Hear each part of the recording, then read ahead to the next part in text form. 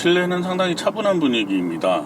북미 시장에 초점을 맞춰서 개발하고 판매되고 있는 요즘 현대차들의 디자인 방향을 그대로 따르고 있기 때문에 가로 방향의 디자인 요소들, 얇고 넓게 펼쳐져 있는 여러 가지 요소들을 바탕으로 해서 차분한 분위기를 만들고 있습니다. 특히 눈길을 끄는 부분은 대시보드 너비만큼 펼쳐져 있는 이 얇은 공기 배출구입니다. 공기 배출구를 따로 독립시켜 놓지 않고 메쉬 패턴으로 쫙 깔아 놓은 그런 패턴 안에 공기 배출구를 숨겨 놓은 그런 구성을 하고 있습니다.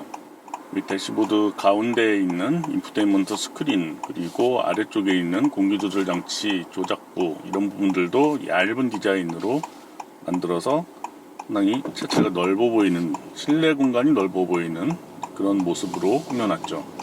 내장재도 아주 값싸 보이지 않는, 대단히 고급스럽다라고까지 얘기하기는 어렵지만은 적어도 값싸 보이지 않는 정도의 질감을 표현을 해놓고 나쁘지 않은 수준의 내장재를 갖춰놓고 있습니다. 크롬이라든가 알루미늄 장식들은 상당히 최소한으로 넣어 놓았고요. 전체적으로 실내 내장재의 검은색이 강조가 되어 있는, 그래서 색을 통해서도 좀 더 실내를 차분하고 탄탄한 느낌이 드는 그런 분위기를 만들어 놨습니다. 실내를 넓게 차지하고 있는 영역들의 내장재 질감은 나쁘지 않은 편인데요. 다만 도어 오프닝 핸들, 문 여는 손잡이 주변부라든지 시선이 잘 닿지 않는 부분들에는 약간 투박한 느낌을 주는 그런 플라스틱 재질이 드러나 있습니다. 하지만 어쨌든 시선이 많이 머무는 곳, 시선이 쉽게 닿을 수 있는 그런 부분들에는 비교적 대중차 수준에서는 좋은 느낌을 주는 질감의 내장재를 쓰고 있습니다. 지름도 적당하고 림 굵기도 적당해서 손에 쥐기 좋은 느낌을 주는 스티어링 휠 같은 경우에는 함께 국내에 판매되고 있는 CRV와 공용하는 부품을 쓰고 있고요. 다른 여러가지 부품들도 상당히 많은 부분을 공용을 하고 있는 것을 알 수가 있습니다. 계기판과 인포테인먼트 스크린 모두 풀 LCD 디스플레이로 쓰고 있는데요. LCD 계기판 같은 경우에는 사이즈가 약간은 좀 작아 보입니다. 좌우에 있는 배터리 충전량과 연료량을 표시하는 계기까지 디지털 디스플레이 안에다 집어넣지 않은 것은 조금 의외라고 생각이 되는데요. 사실 기능적으로는 특별하게 문제될 것은 없습니다.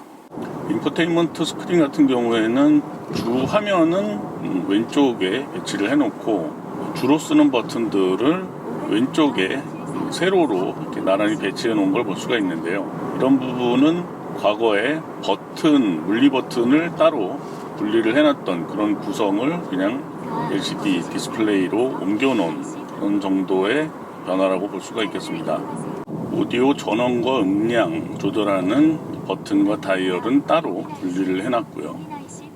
SUV처럼 실내 공간이 위로 높은 편은 아니기 때문에 센터 콘솔이 약간 위쪽으로 올라와 있는 이런 부분들도 이렇게 두드러지지는 않지만은 어쨌든 운전자가 여러 가지 기능들이나 장비들 이런 것들을 조작하기 좋은 위치에 배치를 해놓고 있다라는 점에서는 나쁘지 않다라고 볼 수가 있습니다.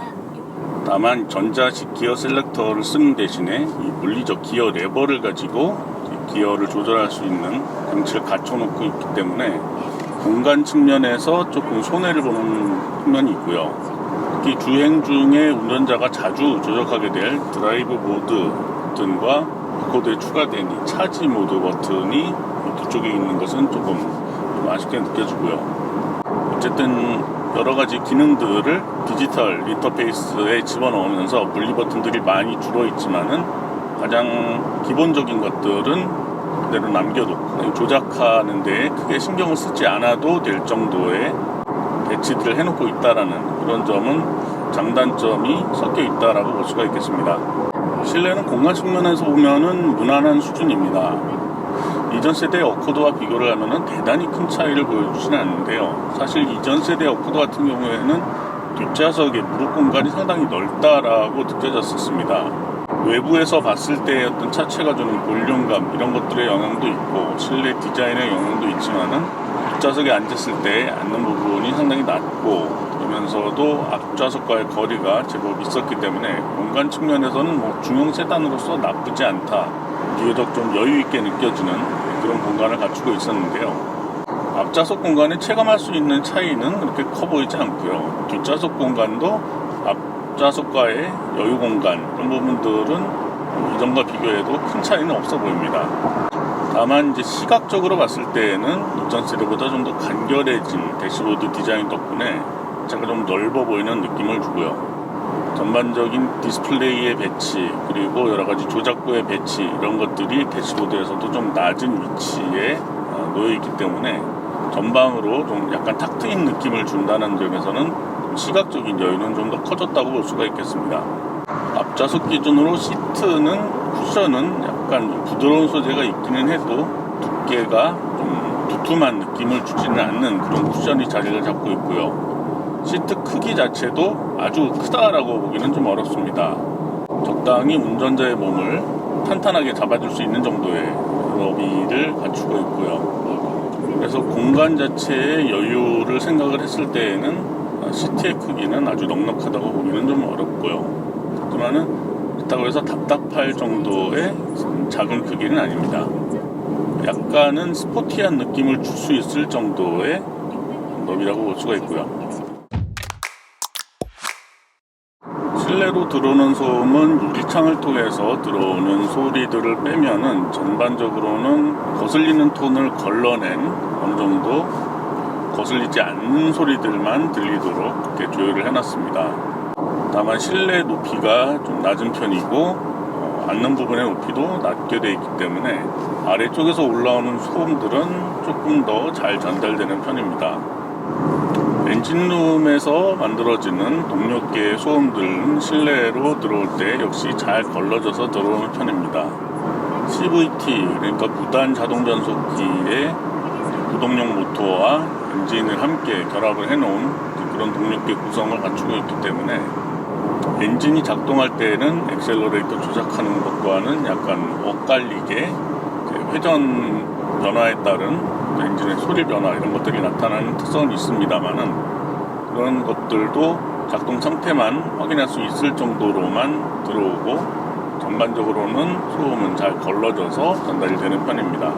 일상적인 주행에서는 어느 정도 속도 영역 이상으로 시속 한 60-70km 이상 속도 영역으로 올라가게 되면은 동력계에서 나오는 소리들은 실내로 거의 전달되지 않고요. 다른 소리에 붙여서 크게 신경을 쓰지 않습니다. 고속도로 제한속도인 시속 약 100km 영역 정도까지는 바람 가르는 소리들도 거의 잘 들어오지 않는 편이고요. 동력계는 주행 조건이라든가 엑셀러레이터 조작하는 것에 따라서 상당히 빠르게 조절이 됩니다. 반응도 상당히 치밀하게 느껴집니다. 어딘가 모르게 허술한 느낌이 들기 쉬운 하이브리드 시스템을 쓰고 있으면서도 상당히 동력이 샌다던가 뭔가 헐렁한 느낌이 거의 들지 않게 운전자가 조작하는 거에 바로바로 반응을 하는 느낌이 들도록 이렇게 잘 조율을 해놓은 것을 느낄 수가 있습니다.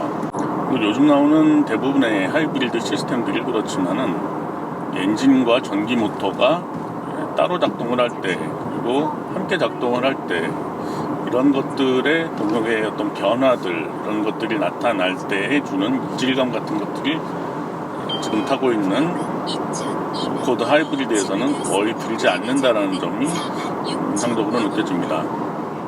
자동차 업체들도 이제 하이브리드 시스템들을 계속해서 개발을 해 나가면서 기존의 하이브리드 시스템들이 하고 있었던 문제점들을 차근차근 개선을 하고 해결을 해 나가고 있는데 혼다의 하이브리드 시스템도 마찬가지라는 생각이 듭니다.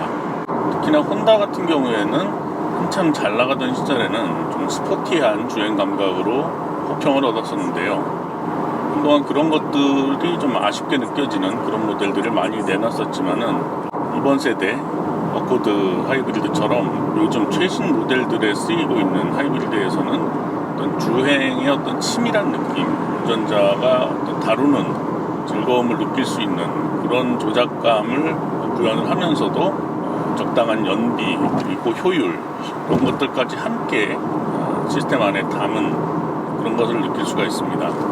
수치상의 출력 자체는 뭐 대단히 높다라고 하기는 어렵지만은 적어도 운전자가 느끼는 어떤 반응이라든지 그런 거에 있어서는 필요한 만큼의 힘을 충분히 낸다라는 그런 느낌을 줄 정도의 힘을 냅니다. 무엇보다도 직결감 동력의 어떤 직결감 같은 것들이 상당히 좋게 느껴진다는 점이 하이브리드면서도 차를 다루는 느낌을 나쁘지 않게 만든다는 점이 매력으로 느껴집니다. 승차감은 비교적 탄탄한 편입니다.